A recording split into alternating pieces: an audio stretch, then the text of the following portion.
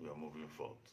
We thank God for His mercies. Thank God you are alive. Thank God the Lord is with you. And so blessed to see you in this broadcast again. My name is Pastor Chris, and it's fresh to you. So, in this season of fresh, we are basically looking at the race. We're having a view of the calling that the Lord has for us, and we're looking at vision, which is a core component part, a defining part of what the Lord has called you to do. So the last time we broadcast, we saw clearly that one has to get the complete vision.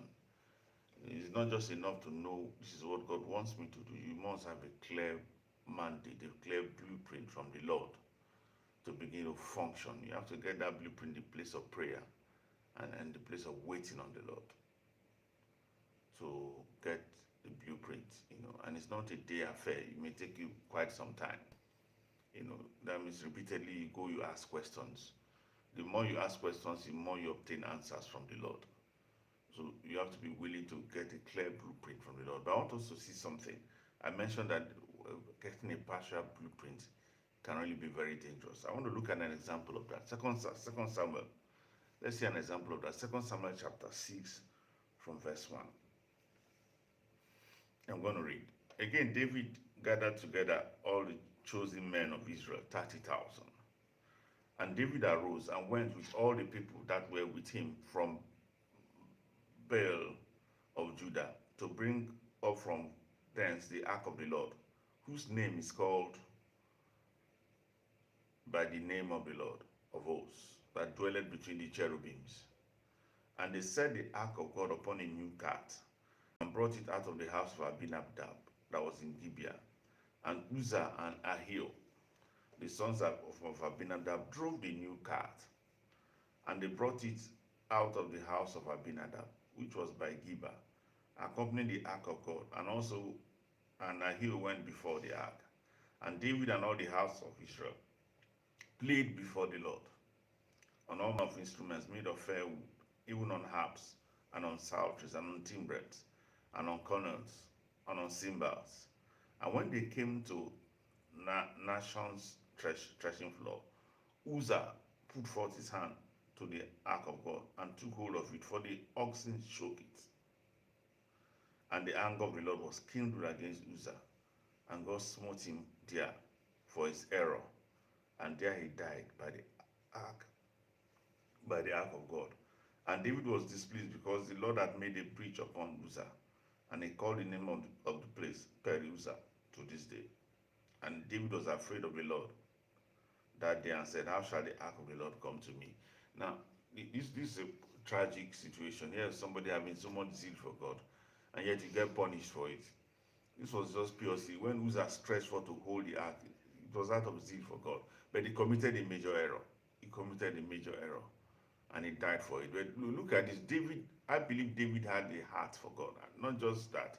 I believe the Lord must have impressed it upon him to go and get the ark back. Because the ark was actually meant to be in the temple. It wasn't meant to be where it was. If you remember clearly, the ark of the Lord had been for many years in Jabez Gilead. And it needed to come back. The ark needed to come back to where it was meant to be. But there were issues here. There were big issues here. So the vision was correct. Rather, the plan was correct, but there was no clear, concise vision as per what to do to fulfill the plan. David just felt that, well, somebody has done this before. Because we realize, let's go to the First Samuel, you will see clearly it has been done before. But it was done in error, but God had mercy. It had been done before, but it was done in error. But the mercy of the Lord,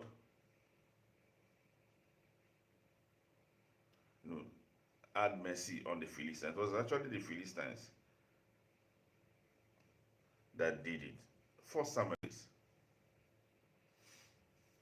6, you will see exactly how it was done by the Philistines. If you go look at the story critically, the ark was taken by the Philistines in battle. And when the ark was with them, it caused so much problem. They had so many afflictions. So they had to return the ark back. So in returning the ark back, this was what they did. Verse 7. Now therefore make a new cart. Remember, David got a new cart. And take 2 mules kine, on which there had come no yoke, the same thing, yoke of ox, the same thing David did, and the kine to the ark, and bring their calves along with them, and take the ark of the Lord, and lay it upon the cart, and put the jewels of gold, which you return in for a trespass offering, in a coffer by the side thereof, and send it away that it may go, and see if it go up by the way of the coast. Now I'm going to jump. Verse 10. And the men did so, and took 2 milch cans, and tied them to the cart, and shut up their calves at home. And they laid the ark of the Lord upon the cart, and the coffer, and the mine, and the mines of gold, and the images of their emeralds. Simply, they did it, and it worked for them. If you go and read this place, because of time, we can't get to it. It worked for them. Perfect. The ark came back to Israel. Now, he needed to go back to his place. David took this pattern. David did not go and check out what is the actual mind of God. And that's why you have to be careful. He's working for somebody. God may actually be showing mercy on that individual and just permit, because the person does not know. These people didn't know. What they did was in complete error. But God spared them. God had mercy on them. But God expected David to know. God expected David to go back and ask, how is the ark meant to be moved? Ask deep questions. Listen to me. God does not suffer fools. You need to be clear about that. Many times we assume he's God, he will take anything. No, that's not true. God does not suffer what? Fools. Hebrews 8 verse 5. I'll round up there because of time.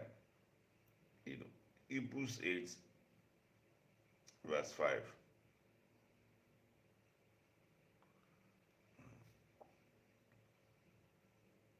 I'm going to read the B part. For see, saith he, that thou make all things according to the pattern showed thee in the mount. For see, said he, that thou make all things according to the pattern showed to thee in the mount. So God was talking to Moses. He said, everything you do must be according to pattern, to detail. So God was saying, Moses, you need to have detail. You need to sit down and give me detail. Do what you have seen. That means if you don't see, don't do. Go and get a picture. Go and get a pattern. And the same thing, when I'm talking about, even about your business, you want, especially in this day of so much turmoil, and you want a business that will always walk above. Go and get details. Go and get pattern. Ask God questions. Ask questions even from men who have gone ahead of you. Get clear picture, clear details. Don't just say, I know what God wants me to do. I want this particular business. And you jump into it. And your hands get burnt. Go and ask where, location, what, how, and different questions you will need to ask. Go spend time and get the details. And as you run with a clear, concise pattern, you will see that your race will become effortless. Bible says that they that wait upon the Lord shall renew their strength. They shall mount up with wings as eagles. You suddenly discover where others have obstacles, you will not. Why? Because you are walking based on pattern. You are moving based on divine plan. God bless you.